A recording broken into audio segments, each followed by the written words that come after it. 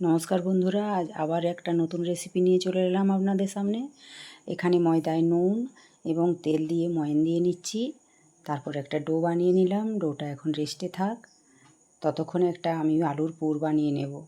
এখানে গোটা জিরে ফোড়ন দিয়ে আদাটা ভালো করে ভেজে নেব। তারপর নর্মাল সব গুঁড়ো মশলা, হলুদ, লঙ্কা, জিরে এবং অল্প গরম মশলা দিয়ে কষিয়ে নিলাম। তারপর দিলাম ধনেপাতাটা ভাজা হয়ে গেলে দিয়ে দেবো সেদ্ধ করে রাখা আলু। এই সব উপকরণগুলো ভালো করে মিশিয়ে নিয়েছি।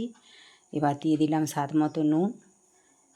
ডো বানিয়ে নিয়েছি এবং অল্প ময়দা দিয়ে এটা ভালো করে বেলে নেব।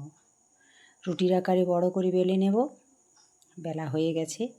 ওপর থেকে এরপর এখানে আলুর পুরটা ছড়িয়ে দেব। চারিদিকে ভালোভাবে আলুর পুরটা ছড়িয়ে নিয়েছি। এটা এরপর রোলের মতো গুটিয়ে নিচ্ছি। এইভাবে করে নিতে হবে। মুখটা ভালো করে এইভাবে ঘুরিয়ে সিল করে নিলাম। সাইডটা অল্প কেটে বাদ দিয়ে বাকি অংশটাও এইভাবে ছুরি দিয়ে গোল গোল করে কেটে নেব।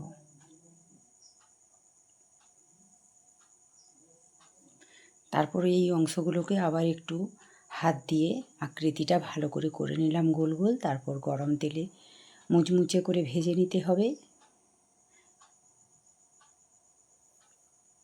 এই যে ভাজা হয়ে গেছে, সস দিয়ে পরিবেশন করলাম।